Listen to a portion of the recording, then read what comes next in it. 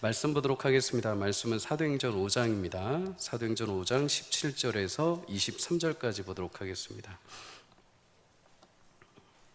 사도행전 5장 17절에서 23절,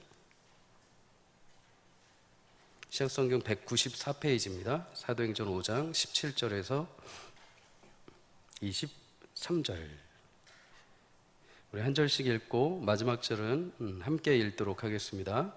대제사장과 그와 함께 있는 사람, 즉 사두개인의 당파가 다 마음의 시기가 가득하여 일어나서 사도들을 잡아다가 옥에 가두었더니 주의 사자가 밤에 옥문을 열고 끌어내어 이르되 가서 성전에 서서 이 생명의 말씀을 다 백성에게 말하라 하매 그들이 듣고 새벽에 성전에 들어가서 가르치더니 대제사장과 그와 함께 있는 사람들이 와서 공회와 이스라엘 족속의 원로들을 다 모으고 사람을 옥에 보내어 사도들을 잡아오라 하니 부하들이 가서 옥에서 사도들을 보지 못하고 돌아와 이르되 우리가 보니 옥은 든든하게 잠기고 지키는 사람들이 문에 서 있으되 문을 열고 본즉 그 안에는 한 사람도 없더이다 하니. 아멘. 오늘 본문을 가지고 막을 수 없는 하나님의 열심이란 제목으로 잠시 은혜를 나누겠습니다. 하나님은 때로 인간의 상식 이성을 넘어서 일하고 계시는 줄 믿습니다. 지난주에 나눈 것처럼 표적과 기사가 그런 것이죠.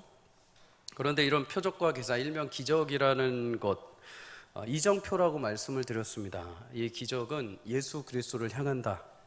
그리고 예수님이 하나님의 아들이요 인류 구원의 메시아임을 향한다라고 사인과 같다라고 말씀을 드렸죠. 그래서 놀라운 기적을 경험할 때마다 이 기적을 행하신 하나님의 아들 독생자 예수님만이 나의 구주이고 여전히 우리를 위해 일하고 계시는 하나님의 역사를 기억해야 합니다. 오늘 그 연장선상에서 한 번 더 생각해 볼 수 있을 것 같습니다. 그렇게 표적과 기사를 행하신 분이 예수님이시오, 그 사인은 하나님의 아들을 향하고 있는 것인데, 여러분 그렇다면 그 기적을 경험한 우리 인생은 어떻게 바뀌어야 할까요? 어떻게 변화가 되어야 할까요? 이 부분을 정확하게 알지 못하면은 그냥 기적이라는 것을 한번 체험하고 그냥 저 이런 기적 경험했어요, 하나님 감사해요 하고 그냥 끝내버리게 되는 거죠. 여러분 오늘 기도했더니 만약에 어떤 질병에서 우리가 치유가 됐습니다. 그런데 여러분 그렇게 치유가 된 이후에 우리가 30년 50년 후에 다시 우리는 육신의 장막을 벗어야 됩니다. 이해가십니까? 지금 내가 오늘 육신의 연약함을 가지고 있습니다. 하나님 살려주십시오 해서 하나님이 살려주셨습니다. 그런데 여러분 30년 후에 50년 후에 다시 그 육신의 짐을 벗어야 된다는 거죠. 여러분 그렇다면 차라리 하나님이 아예 질병을 주시지 않든가, 애초부터 그냥 자유롭게 해주시든가, 그러지 굳이 왜 질병을 주시고 기도하게 하시고 기적을 베풀어 주신 이후에 30년 50년 후에 결국에 죽음 앞에 서게 만드십니까? 그래서 여러분 우리는 기적의 놀라운 사건을 경험할 때 제대로 그 목적을 모르면은 그냥 단순히 한번 놀라운 일 체험하고 그냥 끝이 나 버리게 됩니다. 그렇다면 하나님께서 성경뿐만 아니라 지금의 우리의 삶에도 종종 하나님의 역사와 은혜와 기적을 베풀어 주시는데 성도들이 그것을 바라보면서 어떻게 이해를 하고 어떤 목적이 담겨 있을까요? 오늘 본문을 보면 사도들이 옥에 갇힌 사건이 등장합니다. 요즘 말로 말하면 구속이 된 거죠. 먼저 이 배경에 대해서 우리가 잠깐 나눠야 될 것 같아요. 사도들 성령 충만함을 통해서 하나님의 말씀을 선포합니다. 병고침, 놀라운 기적이 일어나죠. 이로 인해서 예루살렘에 모여있던 많은 사람들이 예수님의 부활하심을 믿기 시작을 합니다. 그런데 반대로 예수님의 그 믿음의 사람들이 증가하면 증가할수록 못마땅하게 여기는 사람들이 있었죠. 바로 당시에 가장 권력의 실세라고 하는 종교 지도자들입니다. 그 중에서 오늘 본문에 등장하는 대제사장 그리고 사두개인 당파가 등장을 합니다. 17절과 18절 우리 다시 한번 읽어보도록 할게요. 시작. 대제사장과 그와 함께 있는 사람, 즉 사두개인의 당파가 다 마음의 시기가 가득하여 일어나서 사도들을 잡아다가 옥에 가두었더니. 아멘. 대제사장이라면 여러분 다 아시다시피 하나님 앞에서 백성을 대신해서 제사를 하는 사람입니다. 대제사장은 선출되는 게 아니라 하나님께서 임명하시는 임명직분이었죠. 하나님이 기름 부으시고 최초의 대제사장인 아론을 세우십니다. 그리고 아론 계열의 대제사장직이 계속 혈통을 이어서 오게 됩니다. 그런데 남유다가 바벨론의 포로로 잡혀갔다가 돌아온 이후부터 이제 구약의 말라기와 신약의 마태복음에 이어지는 그 중간기를 지나오면서 이 대제사장의 직분은 이제 가문적인 직분보다는 권력에 의해 세워지기 시작을 합니다. 하나님을 향한 신실한 대제사장의 직무가 아니라 이제 로마라는 나라의 명령을 따라서 세금을 징수해주고 로마의 힘을 따라서 자신들의 권위를 세우는 직분이 되어버린 것이죠. 성전 안에서 이제 대제사장은 가장 실세인 힘을 가진 구심점이 되게 됩니다. 그러다 보니까 자신들의 이익에 조금이라도 침해한 사람이 등장하면 가차없이 공격을 해버립니다. 가차없이 회의를 하고 공의해서 판결을 내서 바로 잘라내 버리는 것이죠. 마태복음 21장에 보면 그래서 이들은 예수님을 향해서 이렇게 도전을 합니다. 마태복음 21장 23절 한번 읽어볼까요? 시작. 예수께서 성전에 들어가 가르치실새 대제사장들과 백성의 장로들이 나와 이르되 내가 무슨 권위로 이런 일을 하느냐 또 누가 이 권위를 주었느냐. 여러분, 이 세상의 모든 권세와 영광은 오직 하나님께 있는 줄 믿습니다. 하나님의 아들이요 그의 본체이신 예수님이 이 땅에 오셨는데 대제사장들이 도대체 네가 무슨 권위로 이런 일을 하냐 하면서 오히려 반문을 하고 있습니다. 근데 여러분, 그런 하나님으로부터 임명된 대제사장들, 원래는 하나님의 말씀 앞에 순종해야 되는 이 대제사장들이 이제 권력에 취해서 사리사욕을 채우면서 세상의 힘을 등에 업고 이제 구심점 노릇을 합니다. 이런 대제사장들과 더불어서 강력한 권력을 가지고 있던 한 부류가 또 있습니다. 그들은 사두개인입니다. 이들은 당시 권력의 유대 관계를 맺고 있던 부유한 사람들입니다. 귀족층이고 지식층이죠. 심지어 이들의 힘이 얼마나 셌냐면 구약과 신약의 중간기에 보면은 이 사두개인 그룹에서 대제사장을 지목합니다. 자신들의 입맛에 맞게 이 사람 세우면 우리 말 잘 들을 것 같아.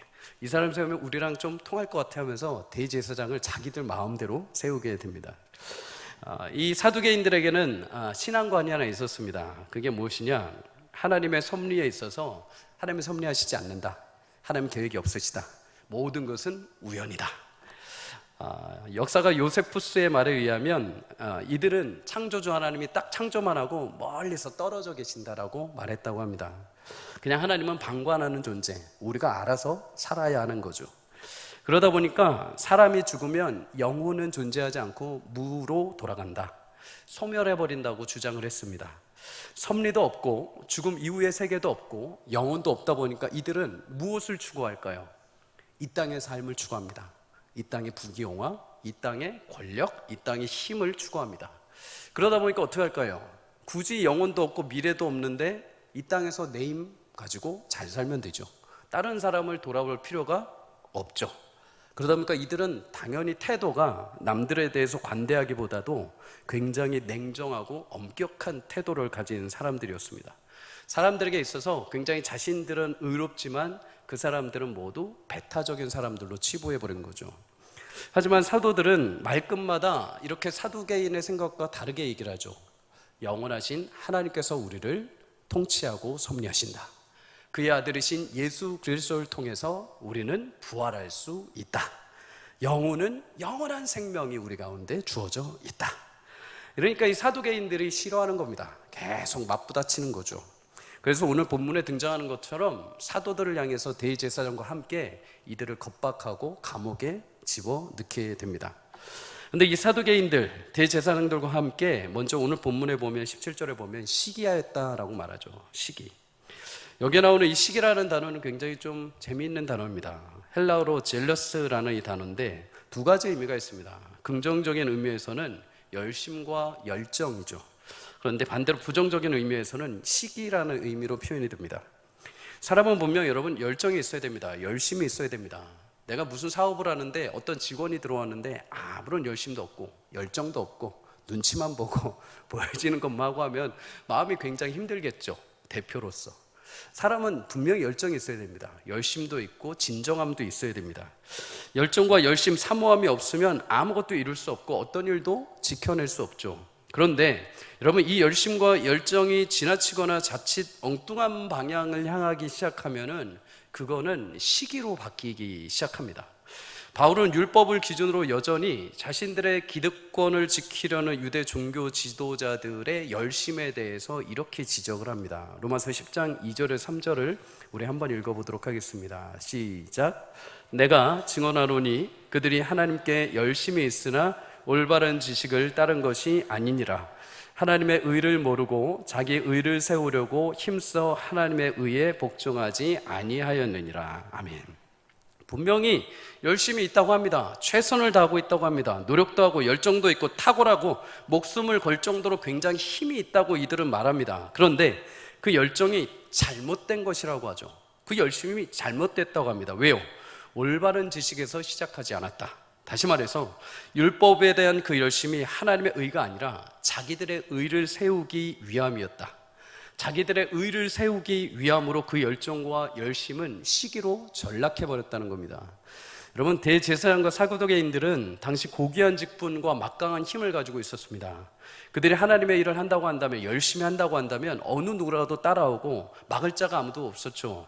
그런데 그들의 열심을 가리켜서 성경은 순수한 열심이라고 해석하지 않고 시기라고 해석을 합니다. 이유는 하나님의 의가 아니라 자기들의 의를 위해서 열심을 냈다는 거죠. 그렇다면 여러분, 하나님의 의라는 것은 무엇일까요? 우리가 흔히 하나님께서 나를 의롭게 여겨주셨다, 나 의로운 사람이야 라고 말할 때 우리 의롭다라고 말하죠. 근데 여기서 성경에서 우리를 의롭다라고 말하는 것은 칭의라고 하죠. 의로움을, 칭함을 받았다. 내 행동이 의로운 게 아니라 나를 하나님이 의롭다 여겨주신 겁니다. 내 행동은 하나도 변화된 게 없고, 내 생각은 하나도 변화된 게 없고, 내 외모는 변화된 게 없고, 나는 그대로 있는데 나는 그냥 예수님만 믿었을 뿐인데 하나님께서 뭐라고 하십니까? 너 의로워. 너 이제 죄 때문에 숨지 마. 너 이제 세상의 권력 앞에 붙들려 사는 존재가 아니라 내 자녀야 하고 하나님께서 도장을 꽝꽝꽝 찍어주신 겁니다. 나는 한 게 없는데 그냥 예수님만 믿었는데 하나님께서 그냥 의롭다라고 여겨주시는 거죠. 하나님의 거룩한 자녀가 되었다. 예수 그리스도를 통해서 하나님의 거룩한 자녀가 되었으므로 이제 너는 고아가 아니라 내 백성이다. 여러분, 하나님의 의로움, 자녀가 되었다는 것은 결국 하나님과 관계가 예수님을 통해서 회복되었다라는 것을 말합니다. 그래서 의롭게 되었다는 것은 나 깨끗해, 나 죄 안 지었어, 이게 아니라 너 의로워 라고 하면 하나님과 내가 관계를 맺고 있다. 하나님은 내 아버지시오, 나는 그의 백성이다 라는 것이 그 내면에 깔려 있는 것이죠. 하나님이 나의 주인, 나는 그의 자녀. 하나님은 나를 위해 모든 것을 행하실 것이고 나는 그 하나님의 영광을 위해 사는 존재가 되었다. 이러한 신앙의 참된 믿음과 고백을 통해서 하나님과의 귀한 관계가 있을 때 신앙의 모든 노력과 열심은 하나님을 향한 순전한 열심이 됩니다. 그런데 여러분, 이 관계, 하나님께서 의롭다라고 하신 이 관계가 형성되지 않은 상태에서, 성령의 의롭다 하심을 받지 않은 상태에서의 열심은 자기의 의를 드러내는 시기로 나타나게 되죠. 타인을 보면서 불편해하고 질투가 발생하게 됩니다. 잘못된 열심, 이런 시기가 발생했을 때 여러분, 나타나는 한 가지 특징이 있습니다. 뭘까요? 미움이 생겨납니다. 미움. 그가 나보다 조금 더 좋은 것을 가졌을 때, 그가 나보다 조금 더 뛰어남을 행했을 때, 그가 나보다 조금 더 잘 되는 것을 보았을 때 우리는 마음이 불편해지게 되죠. 그리고 그 불편함은 이제 미움으로 바뀌게 됩니다. 근데 미움까지만 가도 괜찮을 것 같아요. 그런데 여러분, 미움이 발생하면 이제 무슨 일이 발생을 하느냐? 상대방을 해치는 데까지 가게 됩니다. 해친다고 해서 그냥 단순히 죽이는 것뿐만 아니라 말이라든지 행동이라든지 눈치에서부터 이미 우리는 죽이고 망하게 만들죠. 예수님이 이 땅에 오셨을 때 예수님을 가장 시기하고 질투했던 존재들이 대제사장들입니다. 그들은 예수님이 행하신 말씀과 기적을 보면서 끊임없이 시기를 하죠. 왜냐하면 예수님이 자꾸 자기들의 자리를 넘어보는 것 같습니다. 그리고 그들의 시기의 마음은 이제 미움으로 변하기 시작합니다. 처음에는 뭔가 산뜻하고 신선한 말씀으로 뭔가 능력 있는 사람이 온 것 같습니다. 근데 점점 그가 하는 말과 행동을 보면 자신들의 기득권과 조금 다릅니다. 조금 더 시간이 가면 빼앗길 것 같습니다. 많은 사람들이 그를 향합니다. 많은 사람들이 제사장들의 말씀을 안 듣고 하나님의 말씀이라고 전파하는 예수님께 자꾸만 갑니다. 그래서 어떻게 하니까 마음에 시기가 일어나죠. 근데 이 시기가 점차 시간이 가면 갈수록 어떻습니까? 이제 미움이 발생합니다. 미움이 가득하다 보니까 어디까지 밀어갑니까? 예수님을 십자가로 몰아가기 시작을 하죠. 망치고 죽이는 곳까지 몰아가게 됩니다. 그래서 예수님이 요한복음 15장에 시기하는 종교 지도자들의 미워하는 태도와 그들의 행위에 대해서 이렇게 말씀을 합니다. 요한복음 15장 25절에 그러나 이는 그들의 율법에 기록된 바 그들이 이유 없이 나를 미워하였다 한 말을 응하게 하려 함이라.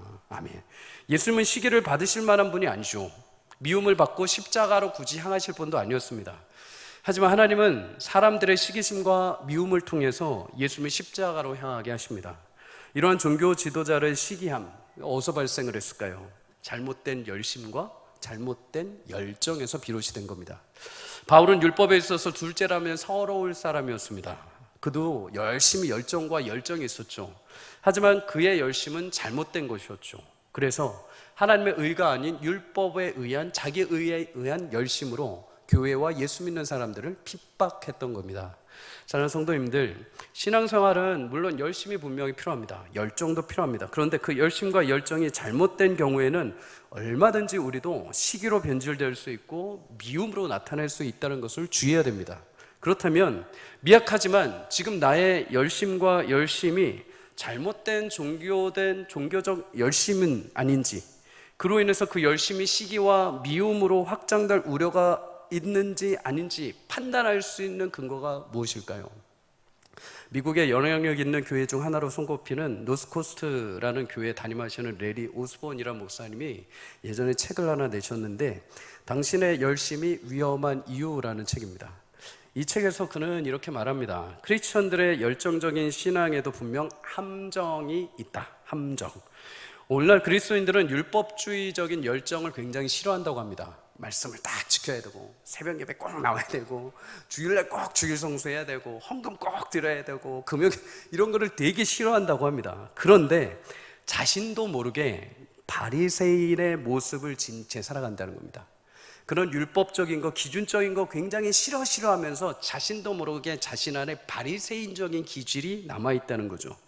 스스로 내가 신실한 크리스천이 되고자 하는 사람들 중에 열심을 내면서 실수하는 것 중에 하나는 자신의 기준에 미치지 못하는 사람들을 향해서 날라리 그리스도인들, 나약한 가짜 그리스도인들 하면서 못마땅하게 여긴다는 겁니다. 나는 정작 율법적인 기준을 들이대기 싫은데 내 안에 나도 모르게 바리새인적인 율법적인 기준으로, 내 율법의 기준으로 사람들을 잰다는 것이죠. 그래서 이렇게 자신의 열심을 내며 그 기준에 미치지 못하는 사람들을 판단하는 성도들을 향해서 목사님은 신실한 크리스천이 아니라 우연한 바리새인, 우연한 바리새인이라고 정의를 합니다. 그리고 결정적으로 이들의 열심이 잘못된 이유 한 가지를 찝어줍니다. 그 이유는 무엇이냐? 우연한 바리새인들은 헌신과 신앙적 성숙, 열정, 재정적 헌신은 열심히 하지만 그들의 복음에는 예수의 은혜와 긍휼이 빠져있다. 아무리 열심을 내고 아무리 그럴듯한 화려한 무엇인가를 막 달려가고 있다 하더라도 그 안에 내면에 예수님으로 인한 긍휼과 사랑과 은혜가 빠지면은 그건 그냥 바리새적인 행동에 불과하다는 것입니다. 열심과 열정을 보자면 예수님을 뒤따라갈 사람은 아무도 없습니다. 예수님의 열심은 여러분 어느 정도인지 아십니까? 지극히 높으신 하나님의 보좌에서 이 땅에 내려오실 정도의 열심입니다. 치열하게 33년의 공생애를 사시면서 아들로서 부모님께 최선을 다했습니다. 구원사역을 시작하시면서 선생으로, 구원자로, 말씀 선포자로, 치료자로, 상담자로, 전도자로 쉬지 않고 밤낮 일하시는 열심을 보여주십니다. 심지어 그 열심은 최종적으로 어디까지 가십니까? 십자가까지 가십니다. 하나님의 아들을 이 땅에 오셔서 인간의 죄를 짊어지시고 십자가에 오르셨다고 한다면 여러분 그 열정은 말 다 한 겁니다. 그 예수님의 열정을 따라갈 수 있는 자가 아무도 없죠. 그런데 그런 열심 가운데 예수님이 잊지 않으신 것이 하나 있습니다. 그렇게 밤낮 없이 사역하시고 그렇게 십자가에 자신의 목숨을 내거시면서까지 열정을 다하셨는데 하나 잊지 않으신 것, 예수님의 은혜와 긍휼을 잊지 않으셨습니다. 예수님의 사랑 잊지 않으셨습니다. 예수님은 그 열심을 다한 사역 가운데 항상 은혜를 그리고 긍휼을 잊지 않으셨죠. 죄인들을 향해서, 사마리아 여인을 향해서, 이방의 백부장을 향해서, 나병에 걸린 부정한 사람들을 향해서, 혈병 걸린 여인들을 향해서, 심지어 가늠하다 잡혀온 여인을 향해서까지도 단 한 번도 예수님은 그 긍휼과 은혜를 잊지 않으셨습니다. 왜요? 그것이 복음이기 때문입니다. 누구도 은혜를 주지 않고 누구도 긍휼을 베풀지 않는 수많은 잃었던 죄인들, 수많은 병든 자들, 치유받지 못하고 죄인으로 낙인 찍혀서 외롭게 살아가는, 구원도 모르고 누구도 손 내밀지 않는 그 영혼들을 향해서 예수님을 오셔서 가르치시고 전파하심과 동시에 그들에게 손을 내밀어 주셨습니다. 나는 의인이 아니라 죄인을 부르러 왔다. 그들을 치유하시기 위해서 예수님은 오셔서 긍휼과 은혜를 베풀어 주셨습니다. 사랑하는 성도님들, 저는 우리 교회 가운데, 성도님들의 가정 가운데, 신앙과 모든 영역 가운데 하나님의 순전한 열심과 열정이 일어나기를 주의 이름으로 축복합니다. 하나님이 잠들어 있던 우리 심령 가운데 다시 한번 열정적인 야성과 회복이 일어나기를 주의 이름으로 축복합니다. 그런데 그런 열정과 열심 속에서도 예수님이 나를 향해 대해주신 은혜와 긍휼의 강이 흘러 넘칠 수 있기를 주의 이름으로 축복합니다. 예수님 마태복음 5장에 일명 산상수훈이라는 말씀을 주십니다. 하나님 나라의 백성들에게 주시는 복음의 결정체라고도 할 수 있죠. 그런데 이때 예수님이 이 땅 가운데 하나님의 복을 누리는 자들에 대해서 뭐라고 말씀을 하십니까? 칼 같은 율법의 잣대로, 나의 열심으로, 내 눈에 보기에 그럴듯하게 행동함으로 신앙생활을 한다고 해서 복이 임한다는 것이 아닙니다. 심령이 가난한 자, 애통하는 자, 온유한 자, 의에 주리는 자, 목마른 자, 긍휼히 여기는 자, 마음이 청결한 자, 화평케 하는 자, 의를 위해서 박해를 받는 자, 그들은 세상의 소금과 같고 세상의 빛과 같아서 산 위의 동네가 숨기지 못할 것이다. 그렇게 살아가는 자들에게 하나님께서 세상이 감출 수 없는 복을 누리게 하시는 줄 믿습니다. 성도님들, 우리의 열심과 열정은 하나님의 말씀 앞에 심령을 가난하게 하는 것이요, 애통하게 하는 것이요, 예수 그리스도의 마음을 품고 끝까지 온유함을 붙드는 것이요, 의를 찾고 부르며 긍휼히 여기는 것이요, 마음을 선하게 하여 어디라도 화평케 만들 줄 알며 하나님의 의를 위해서라면 얼마든지 나를 내어드릴 수 있는 열정, 그 열심이 진정 참된 열심과 열정이 될 줄 믿습니다.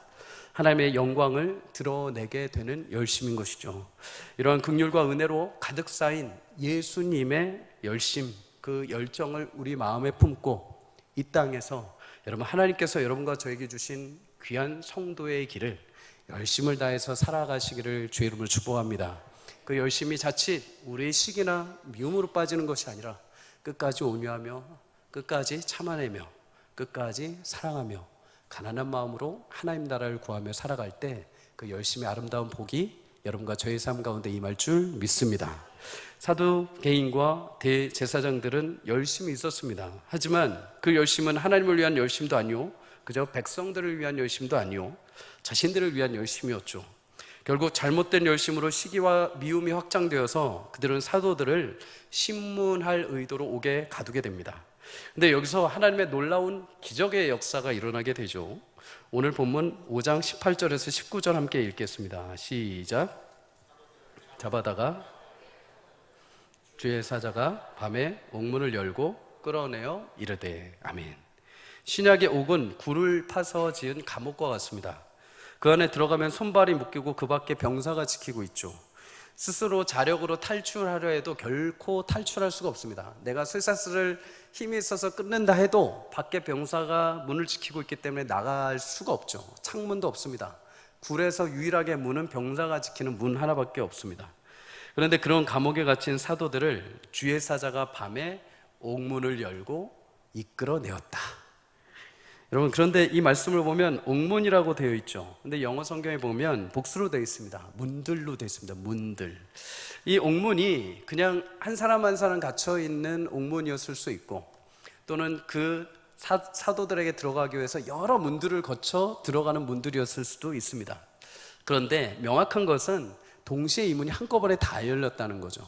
천사가 가서 하나하나 연 게 아니라 한꺼번에 동시에 다 열려서 천사가 이끌어내었다는 겁니다. 여기까지 들어보면 여러분, 옥에 있는 간수들은 도대체 뭐였을까? 지키는 병사들 없을 때 천사가 무슨 비밀 작전을 써서 이렇게 끌어냈나라고 생각이 들 수 있습니다. 그런데 여러분, 공회에 모였던 이 대제사장과 이스라엘 원로들이 새벽에 병사들 보내서 이제 사도들을 끌어오라고 시킵니다. 근데 이때 부하들이 뭐라고 말을 하는지 아십니까? 사도행전 5장 23절 한번 읽어봅시다. 시작. 이르되 우리가 보니 옥은 든든하게 잠기고 지키는 사람들이 문에 서 있으되 문을 열고 본즉 그 안에는 한 사람도 없다이다 하니. 아멘. 여러분, 두 가지 중에 하나죠. 하나는 옥을 지키고 있는 병사들이 모두 잠들었거나 기절했거나, 그죠? 그 순간을 기억을 못하거나, 또 하나는 깨어있지만 천사가 와서 하나님의 백성들, 사도들을 이끌어낼 때 신비한 능력으로 이들을 투명인간으로 만들어서 샥 하고 빼낸 겁니다. 어떤 것인지는 모르겠습니다. 하나님의 능력이기에 그거는 뭐 우리가 따질 필요는 없죠. 우리 이 장면을 보면서 그런데 그 외에 한 가지 장면을 떠오르게 됩니다. 바로 예수님의 시체가 담겨있던 무덤입니다. 예수님이 십자가에서 죽으시고 그날 저녁에 아리마대 부자 요셉의 무덤에 묻히십니다. 그때 대제사장과 바리새인들은 빌라도에게 병비병을 보내달라고 합니다. 그리고 그 병비병을 통해서 돌로 무덤을 꽉 막고 든든하게 굳게 지키게 하죠. 근데 놀랍게도 사흘 만에 예수님은 그 무덤 문을 여시고 부활하신 줄 믿습니다. 성도님들, 우리를 죄에서 구원하신 예수님은 세상의 무덤, 세상의 권세가 고작 붙들고 있던 시간은 단 3일밖에 없습니다. 고작 예수님을 제약하고 예수님을 무력하게 만들 수 있는 세상의 죄악 사단의 권세는 고작 3일이었습니다. 제 아무리 발버둥을 치고 예수님을 무덤 속에 묶어두려 하지만 영원한 권세와 능력을 가지신 그 예수님의 권세 앞에 3일 만에 그 사마의 권세는 무릎 꿇은 줄 믿습니다. 우리도 마찬가지죠. 이 땅을 사는 성도들의 삶은 때로 세상 권세에 억눌려서 고난의 옥, 아픔의 옥, 시련의 옥에 묶일 때가 있습니다. 그런데 오늘 성경이 무엇을 얘기를 해주고 싶습니까? 여러분, 부활하신 예수님처럼 옥에 갇혔다가 주의 사자들 통해서 사도들이 그 건짐을 받은 것처럼 주의 백성들을 향해서 하나님은 오늘도 살리시고 풀어내시고 자유케 하시는 은혜를 얼마든지 부어주신다고 말씀하시는 것이죠. 사랑하는 성도님들, 오늘 이 저녁에 간구하고 기도할 때마다 우리의 묶여있던 것에서 자유함이 있기를 주의 이름으로 축복합니다. 세상의 수많은 고난과 묶여있던 우리의 염려의 옥, 무거웠던 우리 인생의 모든 옥에서 하나님께서 자유하고 풀어주시는 역사가 있기를 주의 이름으로 축복합니다.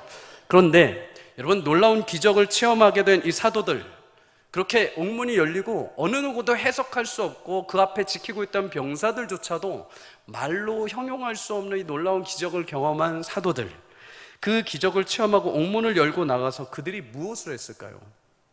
천사가 딱 열어주고, 자, 고생했어, 이제 집에 가서 쉬어. 자, 이제 휴가 일주일 동안 휴가야, 가서 쉬어. 이렇게 했을까요? 자, 기적과 놀라운 하나님의 역사를 체험한 성도가 어떻게 살아야 되는지 그 목적에 대해서 성경은 말씀해 줍니다.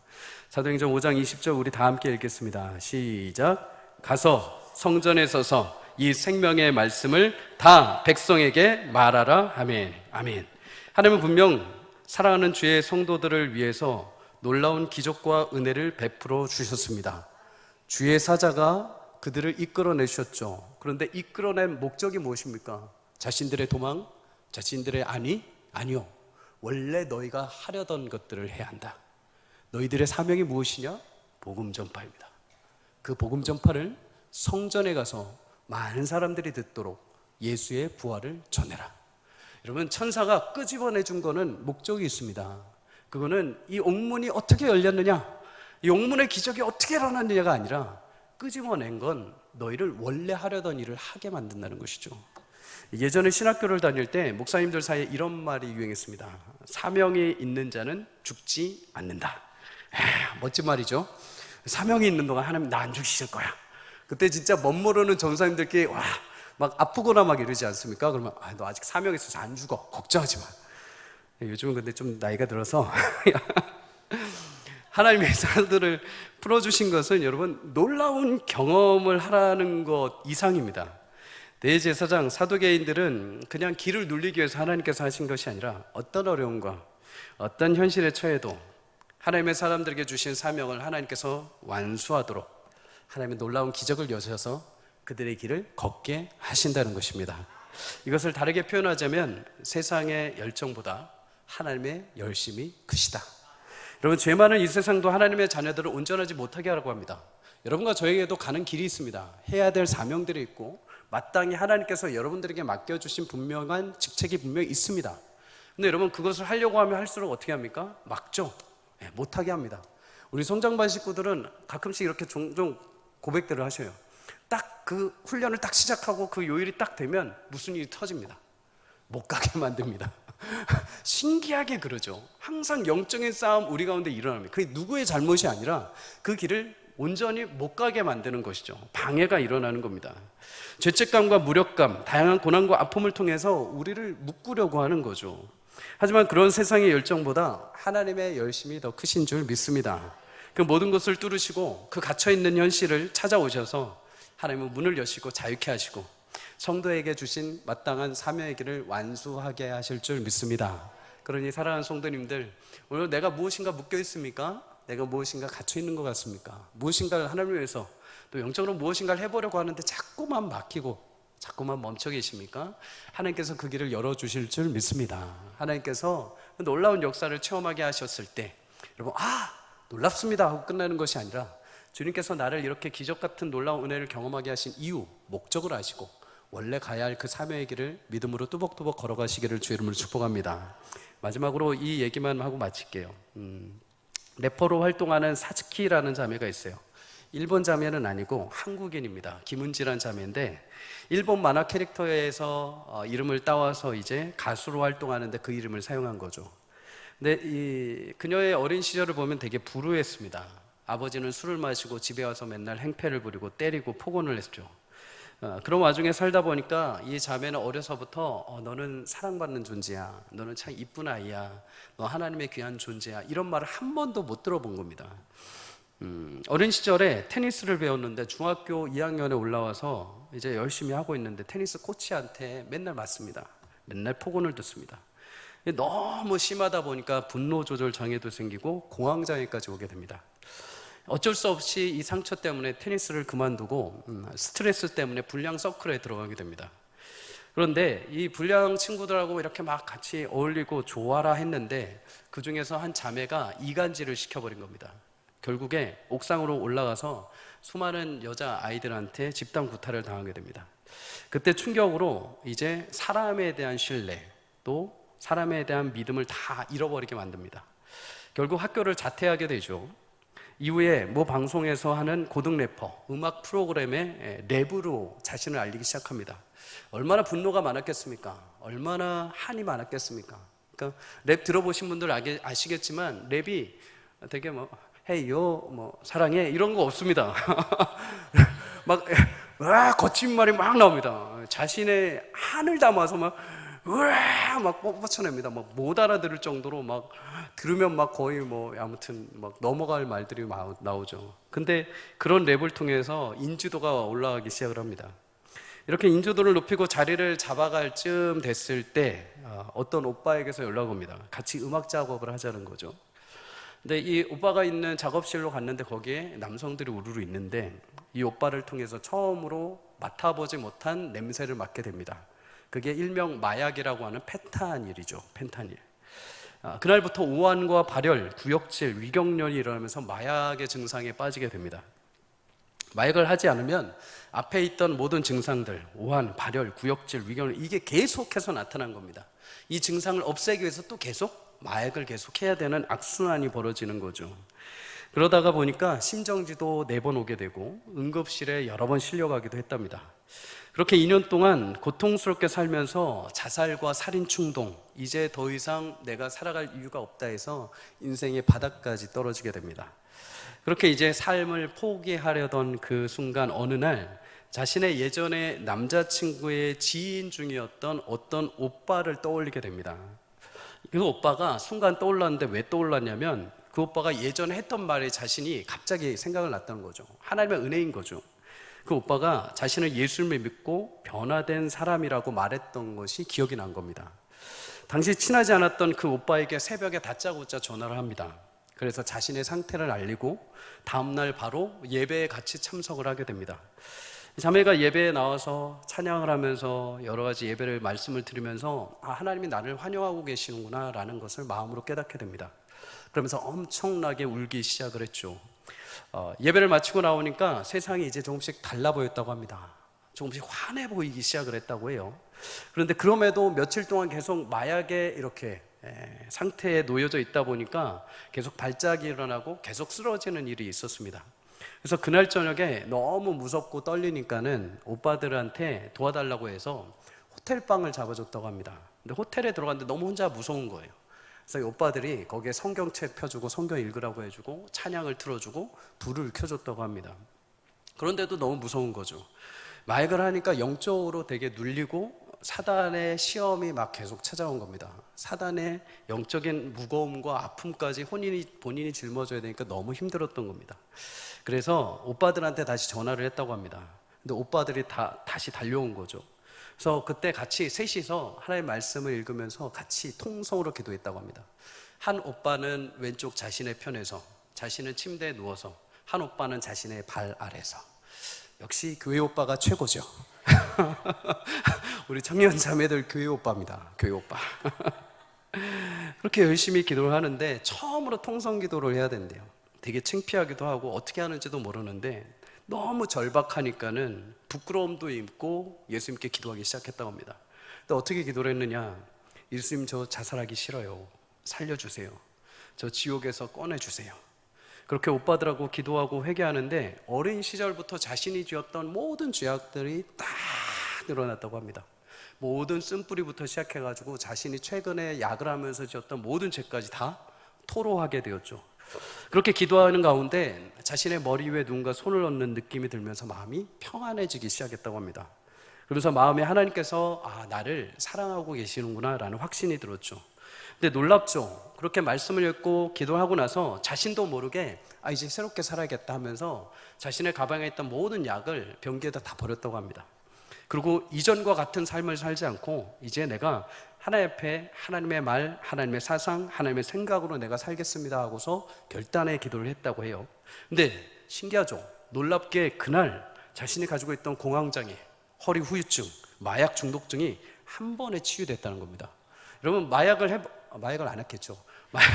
마약 중독자들은 왜 자꾸 하는지 아십니까? 자신의 힘으로 못 버팁니다. 그 중독 현상이 적어도 이게 한 달에서 4개월까지 간다고 합니다. 이걸 끊으려고 하면은 누구의 도움이 없이는 안 되는 거죠. 그런데 그날 저녁에 바로 모든 증상들이 치유됐다는 겁니다. 마약에서 자신을 해방시켜 주시는 하나님을 이제 찬양하는 삶을 살기 시작을 합니다. 랩으로 하나님 앞에 거룩한 찬양을 하고, 하루는 그녀는 이제 하나님을 위해서 무엇을 할까요? 기도를 했을 때 하나님이 마음에 복음을 전파하는 게 좋겠다라는 마음이셨다고 합니다. 내게 주신 일을 어떻게 복음을 전할까라고 생각을 하다가 내가 지금까지 살아오고 내가 마약했던 모든 것들, 그리고 은혜로 구원받은 거를 내가 이제 고백해야겠다라고 해서 자신의 과거를 기자에게 다 얘기합니다. 근데 다음날 신문 기사에 타이틀이 이렇게 뜬 거예요. 욕설과 약물 중독에 빠졌던 래퍼가 주님을 만나자 이렇게 달라졌어요. 그리고 그 신문 기사를 읽고 자신과 비슷한 처지에 있던 사람들이 나도 하나님 앞에 회개했어요. 나도 다시 교회 다니기 시작했어요 하면서 500여 명의 청년들이 전화가 오기 시작을 했다고 합니다. 사랑하는 성도님들, 놀라운 기적과 역사는 지금도 하나님께서 일해 가시는 증거인 줄 믿습니다. 사람의 힘으로 할 수 없는 중독, 사람의 힘으로 할 수 없는 죄의 절망에서 끄집어내는 것, 사람이 할 수 없는 인생의 옥에 갇혀 있는 영혼을 건져내 주는 것, 그것은 오직 우리를 사랑하사 자기를 죽이신 예수 그리스도의 능력인 줄 믿습니다. 여러분, 그 놀라운 기적과 은혜를 체험한 삶은 어떤 삶을 살아야겠습니까? 자신에게 주어진 사명의 삶이 있겠죠. 복음을 전하는 삶, 하나님의 영혼들을 위하는 삶. 이 여인은 이제 새롭게 삶이 바뀌어서 자신에게 주어진 삶, 기적을 통해서 그 일들을 이루어 갔죠. 사랑하는 성도님들, 우리에게도 많은 기적들이, 놀라운 하나님의 역사가 이루어질 때마다 내게 주신 그 은혜의 감격과 더불어 앞으로 하나님께서 내게 맡기신 새로운 사명의 삶을 아름답게 완수해 갈 수 있기를 주의 이름으로 축복합니다. 골로새 1장 13절에서 14절 우리 마저로 함께 읽도록 하겠습니다. 시작. 그가 우리를 흑암의 권세에서 건져내사 그의 사랑의 아들의 나라로 옮기셨으니 그 아들 안에서 우리가 속량 곧 죄사함을 얻었도다. 아멘. 사랑하는 성도님들, 하나님 온 백성의 모든 인생에 찾아가셔서 감옥과 같은 현실에서 끄집어내 주시고 우리가 원래 가야 할 합당한 길을 걷게 하시는 줄 믿습니다. 오늘도 여러분의 심령 가운데 막혀있는 것들이 있습니까? 무거운 짐, 나도 모르게 신앙생활을 하는데 여전히 내 발목을 붙잡고 있는 옥과 같은 쇠사슬들이 있습니까? 하나님께서 오늘 그 모든 것들이 끊어지고 자유케 하시는 은혜가 있기를 주의 이름으로 축복합니다. 그리고 그런 역사와 은혜를 경험했을 때 내가 그냥 신나고 좋아하고 끝나는 것이 아니라 하나님께서 내게 오늘도 삶을 연명하게 하시고 내 기적을 베풀으신 이유와 목적을 알고 거룩한 백성, 거룩한 하나님의 성도로서의 삶을 완수하여 영광스러운 주의 나라를 세워가는 저와 여러분의 인생이 되시길, 또 오늘 그런 저녁, 그런 역사와 은혜가 있기를 주의 이름으로 간절히 축복합니다. 함께 우리 찬양하고 기도하도록 하겠습니다.